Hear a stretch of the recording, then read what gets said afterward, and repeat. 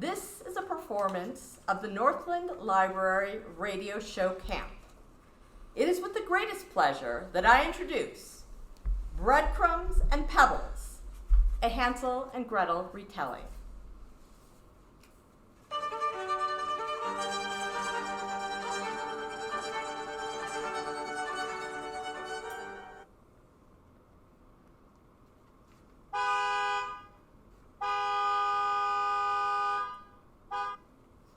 Are we there yet? Be patient. Are we there yet? It's your turn to be patient.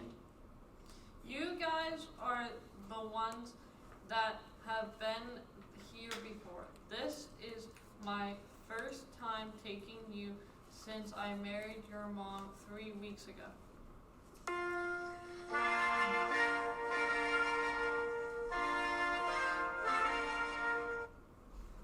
Are you sure this is the right place? It looks a little rundown. Of course this is the right place, Rick. See that? Gretel, his name's Rob, or is it Dwayne? Whatever. See the sign? It's Mr. Smiley's amusement park. We come here every year. Hansel and Gretel walk in the park and look at the place that they know so well. All right, goodbye, kids. Have fun. Your mom will pick you up when she gets off work at 6:30. Don't be late because the park closes at 7. Hansel and Gretel may have been going to this amusement park for years, but today was Friday the 13th, and everything was going to be different.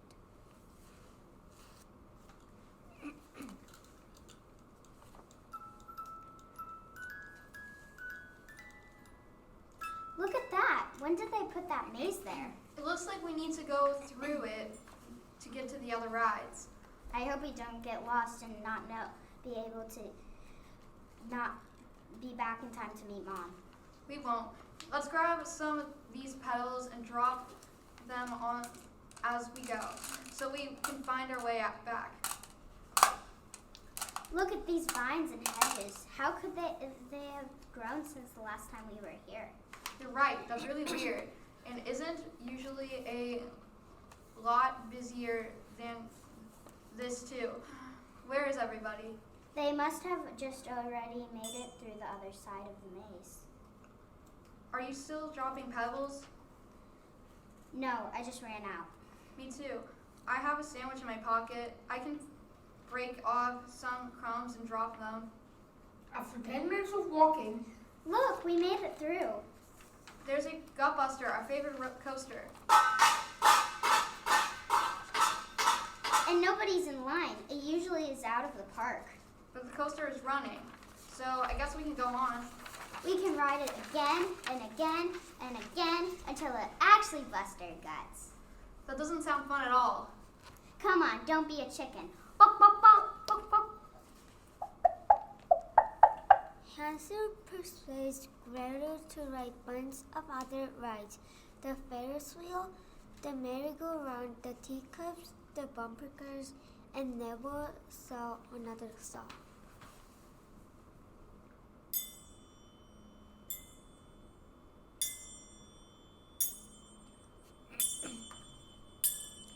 Gretel, we really need to go. Mom's supposed to pick us up at 6:30. Come on, we have lots of time. It will take us no time at all to get through the maze since we dropped our pebbles and breadcrumbs. We still have time to ride the Gutbuster again. in the end, they rode the Gutbuster 13 times. Gretel felt very sick, but she refused to admit it to her brother. Really, Gretel, we need to go. We're going to be late. Okay, if we must. But really, she was a little glad because she was getting nervous too. They entered the maze. Where did our breadcrumbs go? Don't worry, Hansel. You probably just dropped them earlier in the maze. Hansel and Gretel get to a fork in the maze. Which way do we go? I know we would drop a breadcrumb here if we had been here before. What's that noise? Chickens? That must be where our breadcrumbs went. They ate them. How are we going to find our way out of it in time? Hansel, I'm not feeling real great.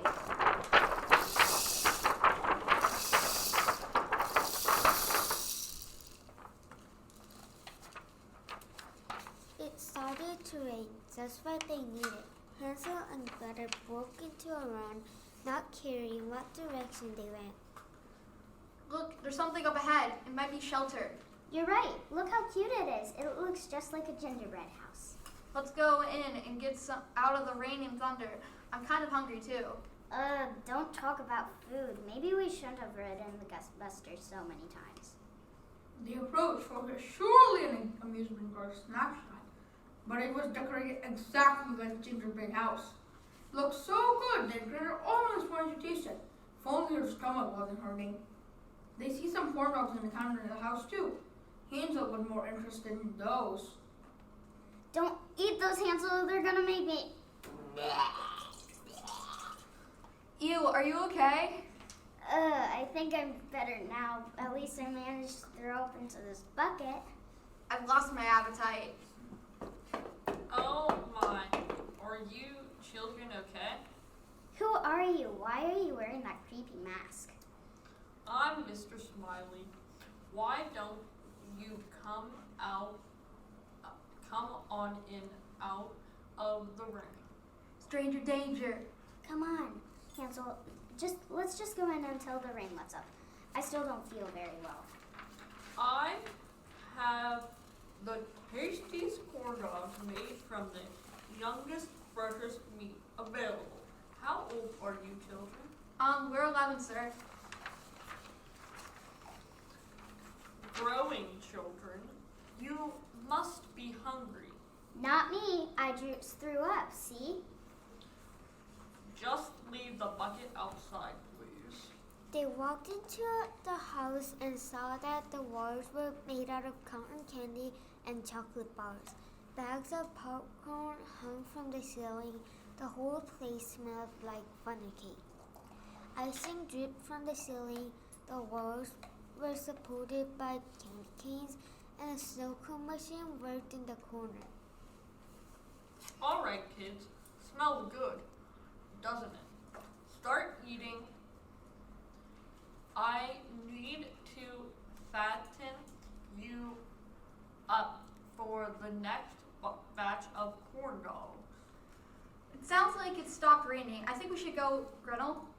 Yes, remember Mom's waiting for us. It's past 11 o'clock, children. The gates are locked. Your mom can't help you now. The kids ran to the door, only to have it magically closed on their faces.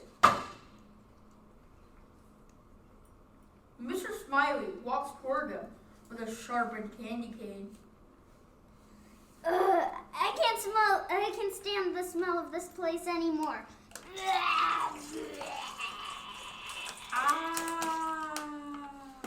Gretel vomited on Mr. Smiley and he stumbled backwards into the deep fryer. Run, Gretel. The two of them run out to the maze. Look, Hansel, our pebbles. I'm glad the chickens didn't eat those.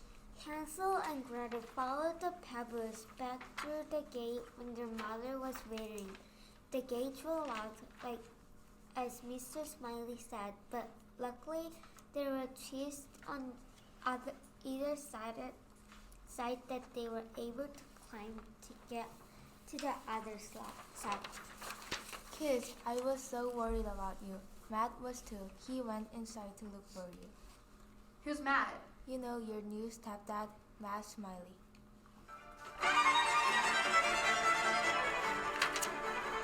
This has been a production of the Northland Library radio show. I'd like to thank our teen volunteers, Ben and Will, and of course our talented cast. Playing Hansel, we have Finn. Playing Gretel, we had Marin. Narrator 1 was Arav. Narrator 2 was Aeon. The mother was played by Elim. And the stepfather and Mr. Smiley was played by Brendan. Thank you. Does anyone have any questions for the cast? who are also the creators, the writers. We've got a whole like Hollywood's, group here. The twist at the end. That was awesome. How did you guys come up with that? I just said it, and yeah, I just randomly said it. I didn't think it was actually gonna happen. That was awesome. Yeah. Very cool. Very fun. So one of the issues in the beginning, the kids were kind of dismayed by the parents in Hansel and Gretel, and the idea that in the traditional story, stepmother would want to abandon them because they don't have enough food to eat, and that the father would go along with it and allow himself to be persuaded. So this initially started out as let's make the parents actually good, and it's just a big mistake.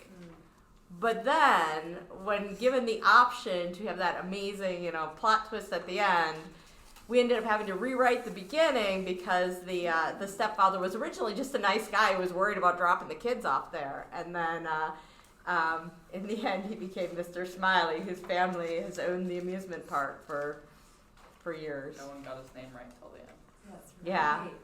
And that was actually in there from the beginning. That was the kids just liked the joke of the fact that nobody could remember his name, but it actually played really well into the ending because it was believable that they wouldn't know that Mr. Smiley's amusement park was where their stepdad, his family was from. How did you each get the roles you have? Could you pick what you wanted? Yeah, first we just picked what we wanted. So like you wanted it to be something and that's already taken, you be something else, or else you just be what you want. Okay. Was it challenging to sort of develop the characters? No. No, because we knew the story. We knew the story, we just took the real characters, changed something about it. Yeah, So we just changed one aspect about their personality. Done. got it. How did you came up with the sounds? Like what sound you need to do? We had a bunch of stuff. We just decided to suppose we need thunder. So we already knew that we were gonna use the poster seeking for thunder, but we never knew we had a bunch of sounds, but we didn't know what we were gonna use them for. As we worked, we decided that okay, we're gonna use this for this sound. Wow, that's nice. What was the biggest challenge that you had to work through as a group? I would say everybody having different ideas. Mm-hmm. Other than that, everything was smooth. To come to agree to an idea. And how did you, to follow up on that, when everybody had different ideas, how did you work together to agree and commit on what you were doing? We sort of combined them together, the two ideas. So you had to kind of sort of compromise on what ideas you wanted to keep and maybe some of them that weren't going to fit in? Yeah. Very cool. And there was some voting too. Yeah. So people would so it was kind of a writing by committee because people would toss out ideas and Ben would type in people would toss out actual lines. What does Hansel say? What does Gretel say? And then Ben would type it up, and then other people would say, "Oh, change this word." And then usually people were like, "Oh yeah, I think we should change this word." But sometimes, people wanted to keep a certain word. But Yeah. I thought you guys did good. Yeah. Yes. You did a great job. Yeah. Awesome job. Yeah. I like the voice of Mr. Smiley. Yeah, at first he was just talking normally. I'm like, trying to sound weird, trying to sound like a clown. Now it just sounds like